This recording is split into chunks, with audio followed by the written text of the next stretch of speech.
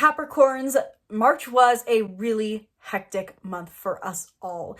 But now we enter April, and April brings so much positivity, joy, bliss, emotional connection, specifically for you potentially in your love life and friendships, and so much more. So in this video, I want to give you your complete rundown into your April of 2025 horoscope and how you can embody, own, and align with these positive energies to your benefit.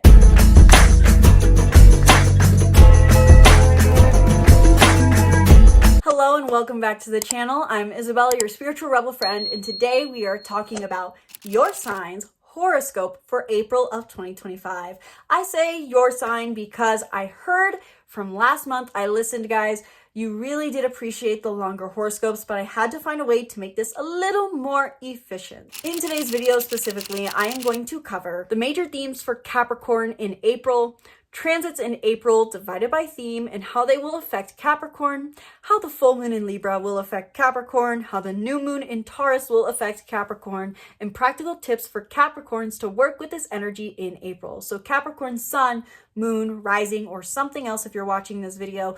If you are someone who not only likes to take in the information of astrology, but know what to do with it, watch through to the end of this video where I'm going to share some of my top practical tips for Capricorns to utilize this energy to their benefit for both growth and manifestation. And before we dive into your horoscope today, be sure to book a reading in the link in the description below, where in 1 hour we can dive deep into any and everything you need to know about the upcoming month of April, how it affects your sign and your entire chart. So not just your sun, your moon, your rising, and so much more, as well as other things that may be happening in your chart that you can utilize to your benefit to gain the things you want in life. So not only is this astrology, it's also your personology, so your Enneagram, your Myers-Briggs, and so much more. We can cover it all. Sky is the limit. This is for anyone interested in astrology, self-development, and manifestation.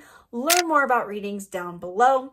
I also now offer an astrology coaching program where for just $100 a month, you get personalized monthly guidance live on Zoom call. And so if that sounds interesting to you, check out more information about my astrology coaching membership down below, and also check out any of my other offerings that I have, including my astrology bundle, where you can learn how to work through different energies in your chart practically for self-care and growth.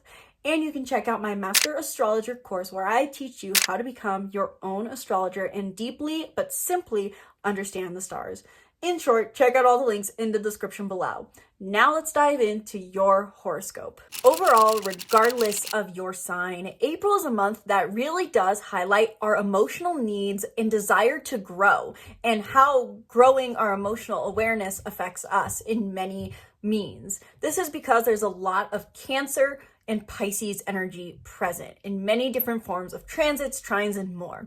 This really does emphasize that overall, throughout the month of April, we really are finding that to act in alignment with our emotions becomes easier. And this also works really well in alignment with our highest path to growth that is present right now, where we are all developing our empathy, compassion, and spirituality in some way or in some area of our life. Not only is there a lot of water energy present through the archetype of Cancer and Pisces that heightens the themes of emotional attunement in the month of April, but there's also some Aries and Leo energy present that has been long awaited in many ways. And this can bring a lot of motion forward in conversations and in movement we've been wanting to do in matters related to our passion, as passion and desire are both themes present within any fire sign, and in Aries and Leo specifically. This is because Mars will be entering Leo, which I'll touch on more later, but also because Mars is going to re-enter Aries. And so overall, there's this theme of fire energy present in the month of April that gives us this almost fire back in our veins, motivation coming back, and working through communication and maybe issues that were present in the past. As both these planets were retrograde at some point, what this really symbolizes, having this Aries and Leo energy present in the month of April, highlights this theme almost of moving forward not only in desire, but communicating previous issues, moving forward on previous issues, and bringing maintenance to maybe conversations or actions related to our passion, our desire, and our authenticity. And also, simply put, I would add that it seems like love is in the air this month, simply because we will have a full moon and a new moon, per usual, but in the signs of Libra and Taurus, both of which are ruled by Venus. And Venus also does a lot of movement this month. So personally, I would describe that in the month of April, a major theme is this idea of love being in the air because of both full and new moons being in the signs ruled by Venus. This brings an emphasized Venusian, if that's how you pronounce it, energy that has us assessing maybe even our love life, our love for life, and focusing on doing things that truly bring us value. And that works very hand in hand with the Aries Leo energy we have present as well, because this is about doing things that are in alignment with our heart. And this works in alignment with the Cancer Pisces energy present that is all about following our purest positive energy. So how exactly will these major themes play out for you, Capricorn, Sun, and Rising? To be honest, at first glance, I feel like Capricorns, this is a huge month for your connections to any and everyone, meaning your intimate relationships, your one-on-one relationships, your relationship with your social network and your neighbors, so to say, your relationship with those who see you in your career. If you are on some form of pedestal, so to say, in your career, whether that's CEO, behind a camera, or being in the spotlight of some kind, this is really huge for you. It seems like overall your interaction with others is very highlighted as general themes. And that is because for the most part, we have a lot of 7th and 3rd house energy for you, which highlights your one-on-one relationships, as well as your social network publishings and writings, the things you teach, the things you learn, the knowledge that is shared on a day-to-day basis. The 3rd house in the end has to do with the words that are spoken every day and the people we interact with every day. So hence why the words associated with the 3rd house are everyday communication and daily network. And so with that all being said, overall, what I'm seeing for you, how this plays out, this emotional harmony, emotional bliss, it seems like there's an extra level of emotional connection and fulfillment in your one-on-one interactions, whether that's friendship or romantic, and also feeling a sense of emotional connection to your network, to your daily network, and feeling like there's better words spoken on a day-to-day basis. Maybe this is specifically for you that you feel like you're getting to interact with people one-on-one in your day-to-day life, and it feels like the connection is just flowing. You guys are talking, you're sharing, emotional expression is easier, which for many Capricorns feels like, emotions, don't want to share those. But overall, this could be a very big theme for you in the month of April, emotionally harmonious connections with others. And halfway through the month, we're going to have this energy for you shift more away from your connections and how you speak with them, dialogue, connect with them, and more so into cultivating something more deep. And you may feel halfway through the month more called to spend a bit more time at home because we're going to have 4th house energy present for you. So you may feel like your home and your intimate relationships become a priority. So instead of wanting this emotionally harmonious, superficial relationships that you get at the beginning of the month, which is still a good thing, you're going to halfway through the month feel more shifted to, okay, how can I cultivate a passionate depth with my home, my family, the place I live, and intimate relationships. And that is just some of the major themes for you. You're also going to be having a lot of movement probably in your romantic life and with your creative passions, but I'll get to those each later as we break down these different themes that are coming up for you based off of transit. Like I said in the intro, we have a few energies present with Cancer and Pisces working together. That is because there are a few trines happening this month, 2 major ones that are working with Mars in Cancer and the energies that are present in the sign of Pisces, specifically Venus, the North Node, and Saturn in Pisces. On April 5th, the Moon and Mars in Cancer will form a trine to Saturn, Venus retrograde, Mercury retrograde, and the North Node in Pisces. And while it peaks on April 5th, we can feel this energy present up to at the start of April, all the way through to roughly the 18th until Mars enters Leo. What this trine really represents is this idea that we can act in alignment with our emotions, simply put, and the action we take in alignment with our emotions, with our need for nurturance, is working hand in hand with our need to grow into empathy, compassion, and spirituality. With Venus retrograde, Mercury retrograde, and the North Node, and Saturn in the sign of Pisces, all forming together in a little party. What that energy really represents in and of itself, just this Pisces energy, is that our highest growth is towards Pisces energy, compassion, spirituality, empathy, focusing on how things make us feel and how it makes others feel rather than what we do. But with Mercury retrograde here, this adds an extra level of introspection and reflecting on what exactly this means to us, trying to assess the path forward to stepping into this growth. And Venus retrograde here is adding to this, us reflecting on the value of embracing these traits. How valuable is it for me to be compassionate? What does it mean to be compassionate? What is the value of empathy? What is the value of spirituality? Venus has us assessing our values. And Saturn is, while it can be a detrimental planet, so to say, I think is adding an extra layer of discipline for us to actually sit down and think about these things, or at least a little bit of structure to these thoughts to help us think about, okay, how does empathy interact with my actual life? How does this idea of spirituality actually work within our lives? This also could mean with Saturn here that there's a bit of restriction. However, overall, Saturn is feeling lighter energy because of this trine.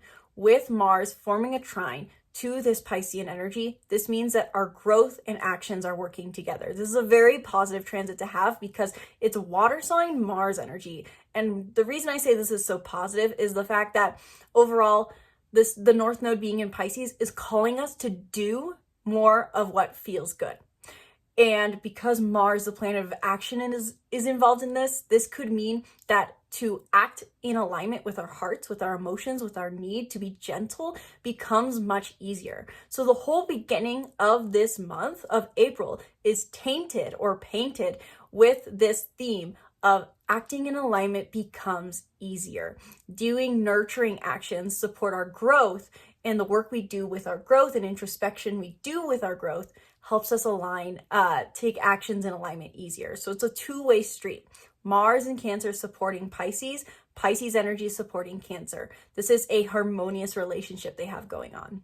And not only are we going to have the trine between Cancer energy, Mars and Cancer, and all this Pisces energy, but we will also have a grand water trine involving these planets all once again, and the moon in Scorpio. You can look back to roughly February 23rd of 2025 to get some ideas on what exactly may be coming back up for you, because we had a very similar grand water trine on February 23rd. And I will put my card up here, hopefully, where if I remember, where I talked about this grand water trine. On February 23rd, we had a grand water trine between Mars and Cancer, as well as, I believe it was specifically Mercury in Pisces, and Vesta, the asteroid of devotion, in Scorpio. So this is a much more, in a sense, short-lived grand water trine now, because the moon is evolved and the moon is involved, to clarify my words there. The moon is involved and the moon moves much faster. So this is a short burst grand water trine, but this also goes hand in hand with the trines we are having between Cancer and Pisces energy in general at the beginning of the month. And so when we have this grand water trine, when the moon's getting involved, it's adding that extra layer of emotional awareness, emotional depth, emotional understanding, and emotional drive to make it so that all our different forms of emotional being are on the same page to act in alignment, grow in alignment, and feel in alignment. This means our heart, our actions, and our growth, our high self, are all on the same page. This is a very positive energy to embrace. You can simply put on or around this day, feel the sense of emotional clarity on what it is you need to do to remain devoted, connected, and aware of your emotions, to act in alignment with your emotions and act in alignment with your highest self. I would definitely recommend during this day and during these grand water trines in general, to notice and pay attention to what it is you feel called to grow to, what it is you feel you need to do more of to act in alignment with your emotions, and what natural actions come up during this time. So let's talk about how these Cancer Pisces trines are specifically going to affect you, Capricorn. Once again, Cancer is your 7th house, so you're feeling these trines strongly since it's on your axis, and Pisces is your 3rd house. And so what this really indicates is that your everyday communication, which I want to actually break that down really quick. So everyday communication could be the words you speak on a day-to-day basis with others in person, or it could be social media, or this could be your network. So all those 3 things are working harmoniously with your one-on-one relationships. So it feels like these two areas of your life are working together for a sense of emotional harmony and fulfillment. It could be that you're finally having movement forward in your one-on-one relationships, either romantically or platonically. And this is also working well with what it is you're trying to share on a day-to-day basis. If you're a content creator, this applies to you.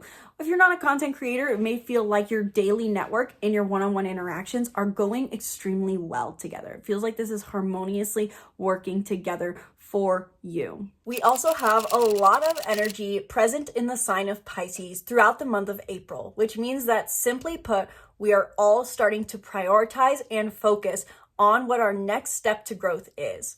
Like I said in my March horoscope, there was this theme with the solar eclipse being in Aries that we know, with the North Node currently being in Pisces, that we know we need to grow into more empathy, compassion, spirituality in a certain realm of life over the next 18 months. But we had to wrap up some stuff first with Aries themes. Well, we finally wrapped up those Aries themes, and now we're getting sent more Pisces energy as a way to encourage us to focus on what our next step to growth is. Starting off specifically on April 2nd and 3rd, Venus retrograde conjuncts the North Node in Pisces, which means we are assessing the value of our growth, assessing the value of Pisces energy and how that can help us overall, grow as people. Then on April 7th, Venus retrograde is conjunct Saturn in Pisces, since Saturn and the North Node are quite literally, basically hand in hand with each other this entire month. And so when Venus retrograde is conjunct Saturn in Pisces, this can emphasize the need for discipline to assess our values, to actually sit down and focus on, okay, what do I need? It can also make us feel a bit more restricted potentially in our ability to assess what we value, feeling like there maybe is less that we value in general. And that's something to be patient with. Overall, Saturn does remind us of patience.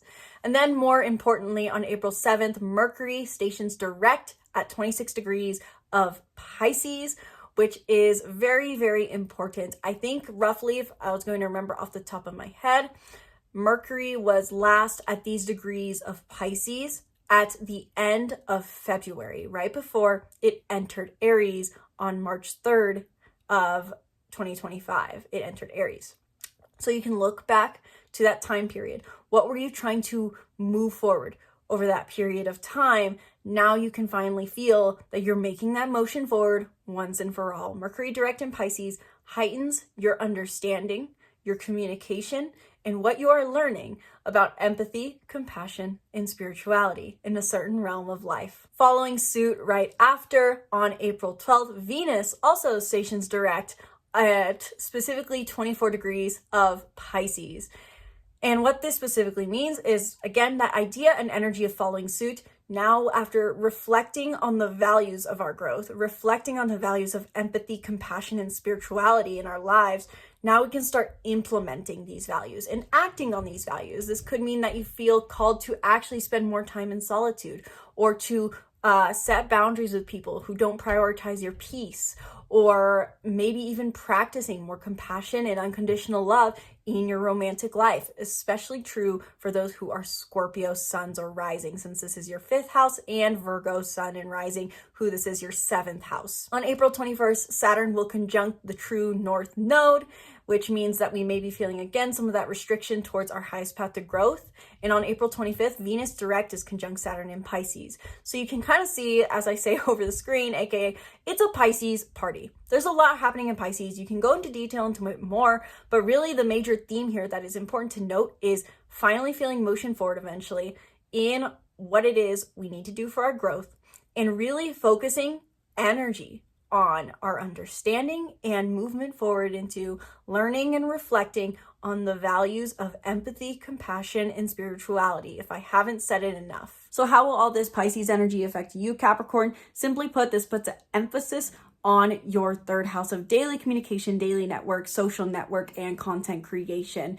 meaning that you may feel more called this month to prioritize your daily network and how much emotional harmony you have here in spirituality, and trying to grow into your daily network, and grow what it is you share on a day-to-day basis. For content creators, you may feel more called to create more content. For those who aren't content creators, you may feel more called to interact with people on a day-to-day basis, and you feel overall very in tune with your communication style on a day-to-day basis, meaning you can really be aware of what kind of words are being spoken in this month and how they make others feel. So there's very much this self-awareness theme for you Capricorns in the month of April, and this is very positive for your overall growth over the next 18 roughly months. As I also mentioned, we don't just have a lot of water sign energy present this month, though it is definitely very, very strong water energy. We also have some strong Aries and Leo energy. And I'm actually going to go out of chronological order as opposed to how it shows on my little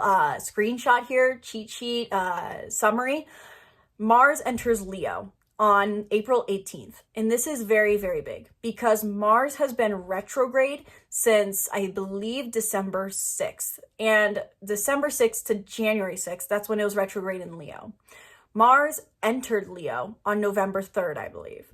And so from November, this is basically what this means, to recap that a little better, is we can be experiencing motion forward and progress that we have been working on and waiting on since November 3rd. This is a long-awaited transit because November 3rd, you started something related to your passions, your courage, how you show up authentically around others, being more bold, being more seen, owning who you are in passionate, loving ways, acting on your passions, acting on the desire to have fun. You have been waiting to act on that. You started something there November 3rd, but then December 6th slowed that all down and made you backtrack. And then it felt like it completely went away from January 6th to February 23rd and so on, when Mars was retrograde and direct now in Cancer. When Mars finally re-enters Leo, you can start to make that progress forward towards owning the authentic self you want to be and doing things that are in alignment with your authentic self. Authenticity is a huge theme of Leo. Leo also brings up huge themes of passion, acting on passion specifically. What does it mean to act on passion to you? And look back to November. What were you starting to act on that was in alignment with your passion, play, and in love in many ways? Unconditional love, arguably. This works very well with Pisces energy. It's passionate love, joyful love. So you can finally be taking action forward there again when Mars goes direct. This is very, very big. It can feel like a huge leap forward, back on track, back on progress. And so I can't give an exact date on when exactly Mars will finish transiting over this ground, so to say. I had it written down somewhere, but I forgot to keep it on my present note to see down here. But overall, I would guess roughly the first month, a month period, for the next month period, roughly from April 18th to let's say May 18th, you can finally finish doing the things that you set out to do starting in November in relevance to action aligned with passion, love, play, and joy. Also, to work backwards on the timeline, Mercury enters Aries on April 16th. This is also very big. We had Mercury enter Aries March 3rd and station retrograde March 15th and transit through backwards through Aries until March 30th, roughly. And so when on April 16th, Mercury enters Aries again, we're making communication progress forward over things that we have had to reassess and recommunicate and rethink in matters related to our independence and assertion and authenticity. So basically, to put that simply, what has been going on in your communication and in communication related to your independence, authenticity, and assertion over the entire month of March. These can be things that you're finally making progress forward once again, communicating specifically things that you've already had to communicate before, and finalizing things. I think that's a good way to describe it. Finalizing it to move forward. Also throughout the month, Neptune is in Aries. Neptune is a new development, so to say. It entered Aries on the 30th of March, which means that we are upholding and learning ideals in Aries themes. So this can kind of go hand in hand with Mercury being here. April 12th, Aries has some very high involvement, given that not only is it creating the full moon in Aries, or full moon in Libra, shining a light on Libra, but Chiron's also involved. And more on that when we talk about the full moon in Libra later in the video. April 30th, Venus enters Aries, again, that following suit at the end of the month, bringing and movement forward to our assessment of our values. Venus, gosh, I don't remember off the top of my head. Venus was in Aries in March and did retrograde motion. I honestly don't remember off the top of my head, guys, but you guys know the dates. I know, because you guys, if you're following my channel, you tend to know all these transits going on. You guys usually aren't total newbies. Apologies for the newbies who are here who wanted the information, but April 30th, when Venus enters Aries once again, we can feel motion forward when it comes to assessing the value of our independence. And you may be actually acting on these values of independence more, whether that's in your love life or in your love for life, prioritizing beautiful, harmonious, pleasureful things in your life that bring you independence and authenticity. And then in between there, April 19th, Mars in Leo forms a trine to Neptune and Mercury in Aries at 0 degrees of Aries. So right after Mars enters Leo, since Mercury enters Aries and Mars enters Leo pretty much at the same time, they directly then form a trine together as soon as they do so. And so what this can really mean, it's like this merging trine energy. Mercury and Cancer, or Mercury and Mars in Cancer and Pisces form trines, and then they later follow together to form trines in Leo and Aries. What that even symbolically represents is our communication and our understanding are on the same page as our actions. So we can really feel a lot of clarity around our actions and acting from a place of clarity. And when this specifically happens in Aries and in Leo, this can mean that we are acting and speaking in alignment with our authentic passion and joyful desire. I feel like I'm filming right now and I'm like realizing as I'm seeing the screen that I look way more sunburnt than I thought I was. So we're gonna just roll with it, but I just keep seeing it and it's hilarious to me. But how will this Aries Leo energy play out for you, Capricorns? This is affecting your 4th house and your 8th house. And like I said, in your overall major themes, halfway through the month, you shift into wanting more passionate depth. And that is because of this Aries Leo energy shift of Mars and Mercury. While you may be focused on the first half of the month of more so your lighthearted communications, your lighthearted network, the relationships that have established boundaries of expectation, halfway through the month, you're going to shift into more focus on your dependent interactions. I think there's an interesting dynamic here because to clarify that better, because I feel like I said the one sentence very well, but I want to recap it. The 3rd and the 7th house both really deal with relationships that are not reliant on each other. Think about it with the 3rd house. We're talking about neighbors and siblings, people who you don't expect anything of, but you keep the conversation lighthearted. How's the weather? How are you doing? Good to see you. Hi and bye. 7th house is the same way. While it is committed partnerships, there is a clear agreement and there's nothing merged yet. That is because the 8th house is where we merge our assets, physicality, mentally, emotionally, all the things. And so with also the 4th house as well, the 4th house is our family, which our family is someone in early years we're dependent on and in a way are always going to be tied to. It's our roots.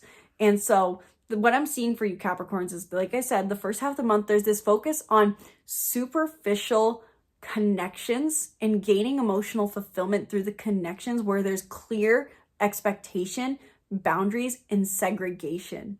But then halfway through the month, when we have this shift into Aries and Leo's energies, you can feel more called to focus on the reliant relationships in your life. So this could be specifically your home, your family, the people you live with, your intimate relationships, or anyone who is dependent on you or you are dependent on, whether that's financially, physically, mentally, emotionally.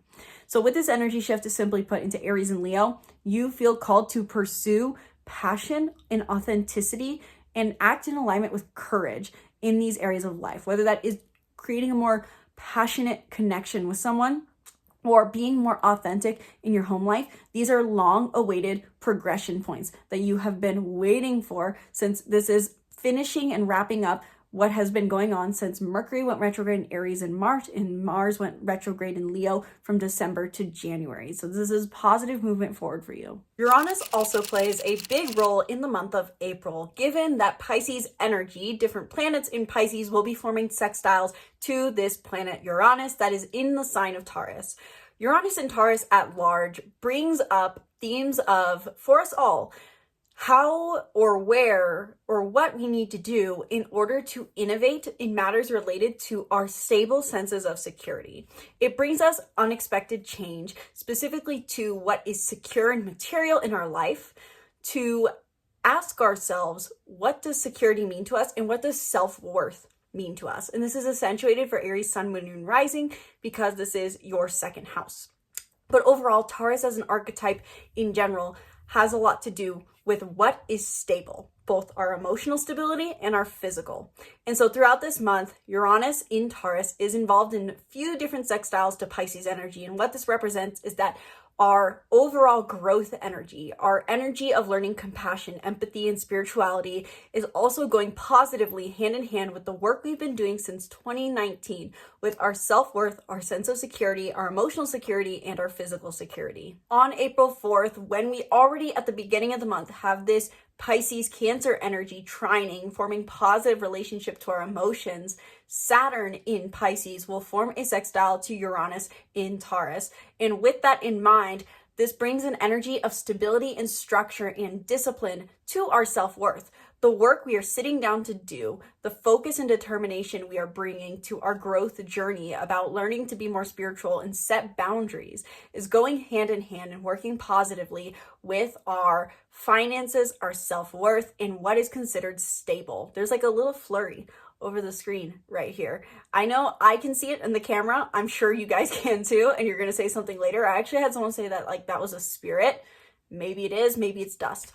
Anyway, this also works other way, contrarily, in the sense that when there is any sort of aspect to Uranus, this means that Uranus is activated to bring change. So it could be possible at the beginning of the month, April 4th, there could be something unexpected shaking up the Taurus area of your life, depending on the house it's in, that shakes up your sense of stability, your sense of comfort, your sense of groundedness. And this goes positively hand in hand with the discipline and structure you need towards your growth journey. Similar themes will rise up once again on April 8th when Venus retrograde in Pisces forms this same sextile to Uranus and Taurus. However, this is more about the values we are assessing in regards. So something unexpected could happen once again to what makes us feel stable emotionally and physically. And this causes us to gain further insight into what it is we value as far as empathy, compassion, and spirituality. It could be in an extreme but not realistic scenario. It could be you are, let's say you're losing some form of physical asset with Uranus and Taurus involved, and it's something you thought you valued, but then it helps you realize that that's not really what gives you a sense of security, and it actually helps you step into more spirituality and unconditional love because you realize that it's not something that makes you feel positive. That's how I see this Pisces Uranus energy working out. And then on April 20th, 25th, the North Node in Pisces is sextiling Uranus and Taurus with Venus now direct. And what that means is that the themes that came up around the 8th could be returning on the 20th, related to your self-worth, your value, the things that are stable. But also this is even more so in alignment with your growth because the North Node is involved. This is pushing you in a positive way towards your growth journey. Overall, I would say because this is a sextile and because this is Pisces energy with the North Node being material gain, I would say this could be a positive shift overall in people's finances or in something that provides them a sense of security. This could be financial positivity. This could be emotional positivity. I think this is a very, very positive expression of Uranus. So how will these Uranus sextiles affect you specifically, Capricorn? This also emphasizes the idea that I was talking about throughout your horoscope, that there's a lot going on in your relationships in general, all relationships, and the idea of the ones that are which are the ones that are not reliant on each other, and which are the ones that are dependent? Which are the ones where there's no expectation or less expectation than the ones where there's more expectation? This is emphasized because Uranus is in Taurus in your 5th house of, yes, creativity, yes, pleasure, but also romance. And so if you are out and about in the dating world at all, you may be feeling this sense that there's unexpected changes to your romantic life and what brings you a sense of pleasure in this area of life. And so hence why, because there's already 7th and 8th house energy present, I'm emphasizing this relationship end of things. The dogs are snoring a lot. They're very sleepy. And so point being for you, Capricorn, yes, this can be for sure, I think, your romantic life. It can also be your more passion, your pleasure, because the root theme of the 5th house is what brings me an enjoyable life. So there's unexpected shifts happening in this area of your life, the things you do for pleasure, the things you do for play that help you assess the value of the things you do for pleasure and play. And it works positively in alignment with the changes you're trying to create in your daily network and your daily community. The full moon in Libra, simply put, as basic themes, brings themes of fruition to our peace, fruition to our diplomacy, fruition to our morality, and fruition to our connections, especially for those who are Aries, and this is their 7th house. Overall, I do think the fact that the South Node has been in Libra plays a very important role in this full moon, since it's tied to the eclipse. How are we keeping the peace for the sake of peace, but it was really causing inner conflict? And how is it not in alignment with our authenticity? That was a theme from mid-2023 till 2025. And so with this full moon being in Libra, tied to an eclipse that is wrapping up themes related to this North and South Node journey around authenticity, we may feel that we're finally experiencing the fruitions of this is what connection and peace should really mean, under the basis of the changes I've finally initiated in matters related to my independent self, my authentic self, and being more assertive with who I am. So the full moon in Libra brings this fruition to this story. There's also a few other things involved that also accentuate this theme as well, of being tied to Aries energy, which I mentioned in my my Aries section probably. The Aries sun, which creates the full moon, is conjunct Chiron. But the practical advice I'd give to this, given how many different interpretations I'm seeing right now, is that our wounds are involved in this. In order to find that completion, in order to find that connection and harmony that we're wanting to bring to fruition, to release the final themes of all this eclipse energy in Aries, we have to identify that there may still be, or was, wounds in our life associated with this independence, assertion, and authenticity that we've been embracing.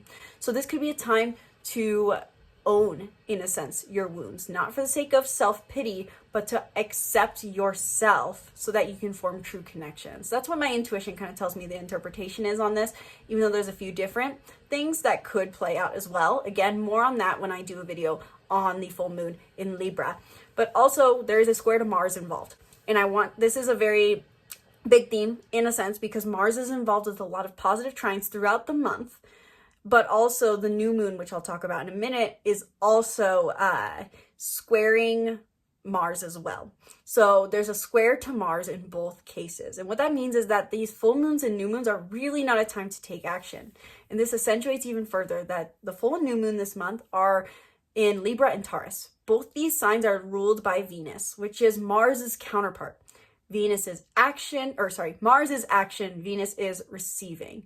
Mars is masculine, Venus is feminine. And so I think this is really an opportunity, an invitation, regardless of the Chiron themes that are showing up, to really own your femininity, which doesn't necessarily mean in appearance. It's about becoming and being in the receptive mode, allowing yourself to soften and maybe not take action. This is a month full of a lot of action where we're taking aligned action. The full and new moon act as like, ad breaks or commercial breaks to tell us, okay, just soften, relax, and be in a state of receiving. And it's very possible something will come out with that. After all, a full moon in Libra overall does mean a fulfillment of luxury, a fulfillment of connection, a fulfillment of harmony, regardless of Chiron being involved. It just means that maybe there are wounds also coming up to be aware of. This could also mean it is the wounded healer. So maybe we are healing wounds in others associated with independence, assertion, authenticity, because you've recently initiated something here and maybe someone needs that piece of advice. And on the same day, Venus stations direct in the sign of Pisces, I believe at like 26 or 24 degrees of Pisces. And this also means that Venus, which is ruling over this moon, moving direct at the same time means that we are acting, or not acting, but being in alignment. So maybe tapping into that energy of compassion, empathy, and softening. Again, that could be this idea of the wounded healer, maybe healing others or giving yourself that compassion. So how will this full moon in Libra affect you, Capricorns? Capricorn sun and rising. Libra is your 10th house. And so this is meaning that there is a fulfillment, a reward, a culmination in your career and recognition. And this is why I also emphasize in your major themes that there is a focus on your connections to the outside world, because Libra has to do with one-on-one connections, but the 10th house has a lot to do with recognition. It's one of the two major themes of the 10th house, which is recognition as well as career, image, and profession. So with this full moon in Libra, you may be receiving a reward in your career that helps you feel recognized and also maybe even a bit connected, since this is Libra energies. Maybe you're being seen for the diplomatic person that you have been trying to create yourself, your image to be in your career. And the way that you're finally getting this, being seen for the image you want to be in your career, is because you've done so much healing work with your home and family, with who you are in your home, with your independence within the home. And this could be something that is maybe being seen or helping you be better seen, potentially. That's what I'm reading for you. Overall, Mars is still squaring this full moon in your 7th house. And so this means that maybe your relationships are taking a momentary back burner, or really what, again, a square is like, I don't know where this fits into the story. And it's best to, when I think we have a square, to just wait it out, or to put that area of life on pause and not think about it, because squares are tension, they're a corner. We can't see the full picture. We're seeing two sides of a hallway. We can't see the full picture. The best way to see the full picture is to try to just tune into the energies of the full moon itself. And so with there being a full moon in your 10th and 4th house, activated your home and family life. Your home life is shining a light on your career. And so this is a time for you to really focus on your career, receive in your career, experience culminations in your career, potentially culminations in your career that you've been working on for the last 2 years. And finally, the final transit to talk about in April of 2025 is on April 27th, we will have a new moon in the sign of Taurus. Again, Taurus is Venus ruled. So really this means new beginnings associated with what we value. Taurus is also the sign in which Uranus is in. So we have been for the last 5-6 years shifting what it is we value in matters related to our security, comfort, indulgence, and emotional stability. And so this could be a new beginning revolving around these themes. It is just a minor, so to say, new moon. So maybe not necessarily having to see the huge, deep meaning here, but that's how I'm personally seeing it. New moon in Taurus as general themes brings new beginnings to our comfort, new beginnings to our security, new beginnings to how we indulge, new beginnings to what feels stable. Taurus is the bull in the bubble, which is the idea of finding their own little pleasant field to be in and just staying there. So maybe this has a theme to do with what is the new bubble you need to form for yourself so that you don't pop, so to say. With that also, this new moon in Taurus forms a square to Mars in Leo, like I talked about with the full moon in Libra. That also squared Mars specifically in Cancer. This again appears with Mars in Leo. And what that represents is while you are finally experiencing motion forward with your passion, play, courage, taking courageous action, this new moon in Taurus is like a commercial break saying, okay, you're doing great on your action. You've done a lot of work this month. You're doing a lot. But now receive and set new intentions based off of what you want to receive. Align with your values. Again, ruled by Venus. Venus is the opposite, the other side of the coin to Mars.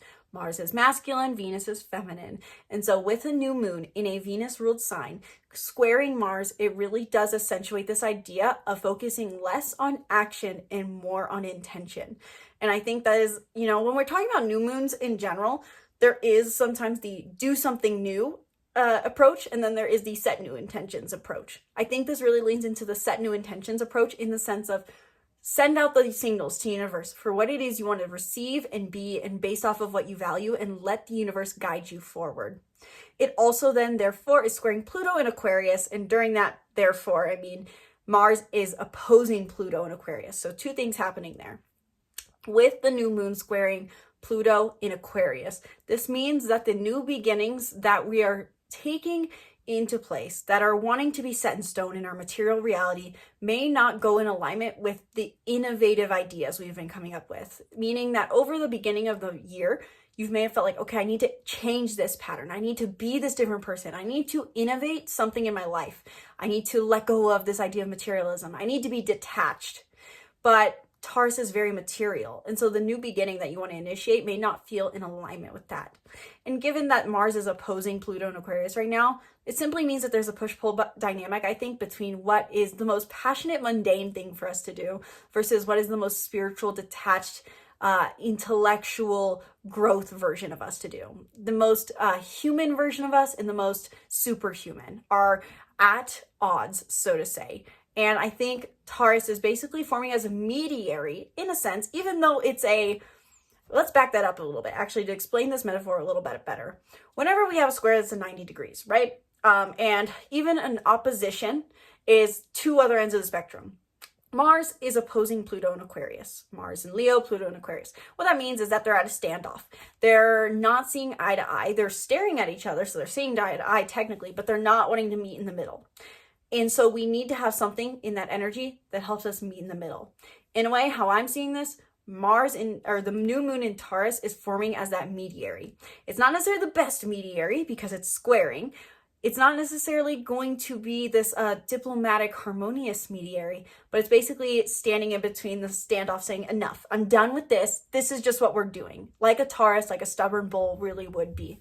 So the new moon in Taurus is trying to be this mediary for this energy of passion versus innovation, fun versus humanity, almost, so to say. Or even simply put, just follow your joy versus follow your growth is actually really how I would describe that. Following joy versus following growth. The new moon in Taurus helps us meet in the middle and say, I need to just initiate something new in alignment with my values that I've been changing, growing, and innovating.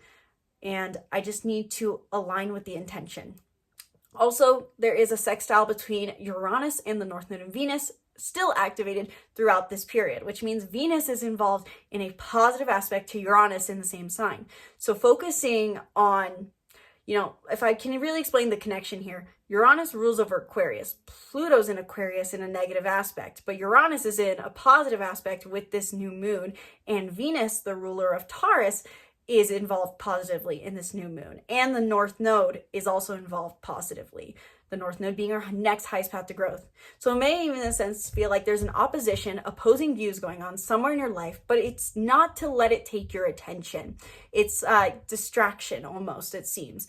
Because the sextile between Uranus and then the North Node in Venus activated during the same time and in the same sign and with the planetary ruler really does indicate to me that there's this focus on letting change come to you in alignment with your values and letting the universe present to you what it is you should or do truly value at your core and think differently potentially. The Taurus and Aquarius and Leo are all fixed signs, last I checked. And so there's maybe this fixed mentality that is being encouraged to let go of. Maybe the best way to overcome this maybe challenging energy of fixed point of views is to let go of fixed point of views and just focus on what you value and change your way of thinking. That is encouraged because Uranus is having a positive aspect during the same time of this new moon. So how will the new moon in Taurus affect you, Capricorn, Sun and Rising? Look throughout the month back to the dates of the Uranus sextiles, because I do think they play a big role in this new moon.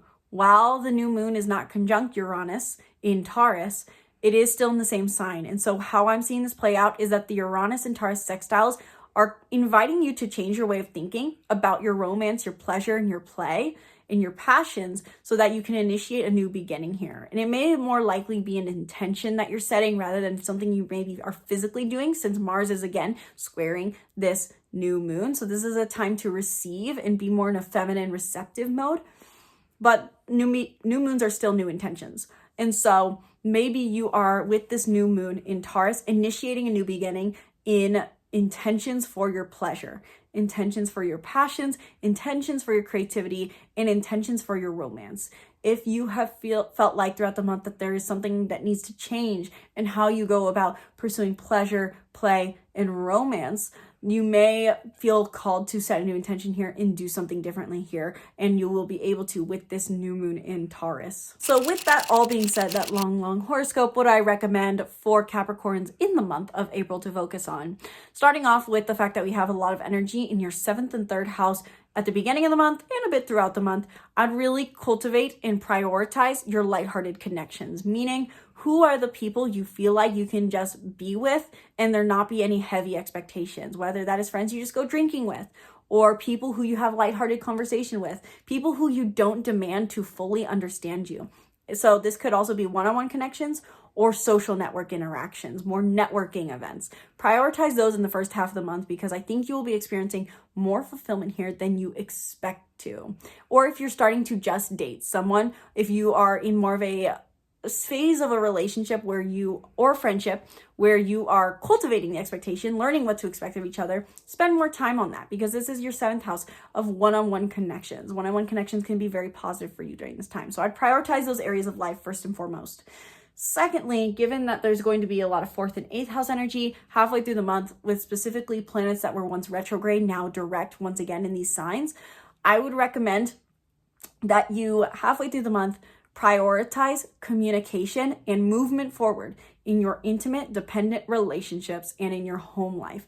Make the progress forward that you crave, whether that's having a conversation or taking action, all in alignment with your passion and desire, because this is air signs, fire signs still for you. So take passionate action and communicate from a place of authenticity in your home life, your family life, your place of living, as well as with your intimate relationships, financially shared relationships, emotionally shared, physically shared, mentally shared relationships. And thirdly, what I would maybe recommend is playing into those Taurus themes that are going to be present with both the new moon and with Uranus, is observe the potential changes that are happening in your pleasure, play, romance, fun life, and establishing what it means to have this in your life as a place of structure, meaning we all need to have fun. That's what is indicated in astrology, is the idea that everyone needs a bit of 5th house energy. Is we need pleasure, we need play, we need things we do for the sake of life enjoyment, and that's all. And so observe what is happening in how you enjoy life. What is changing in your values here? And work with them, observe them, allow yourself to innovate your ideas here, so to say. That's what I'll leave it at for you, Capricorns, for your 3 tips for the month of April. Capricorns, let me know in the comments below, did this video resonate for you? Did you like this longer horoscope? Would you prefer something shorter? Are you feeling these energies already that are presenting themselves in April? Are you ready for the month of April? Let me know your thoughts in the comments below. And if you want to dive deeper into how this month is going to play out for you, book a reading down below, either 30-minute or 1 hour. And be sure to subscribe to YouTube channel. Stay tuned for more videos breaking down the stars and more. I would love to hear what you guys would like to hear about next on the channel. So let me know down in the comments below. Thank you guys so much for watching. Once again, my name's Isabelle, and from my heart to yours, namaste.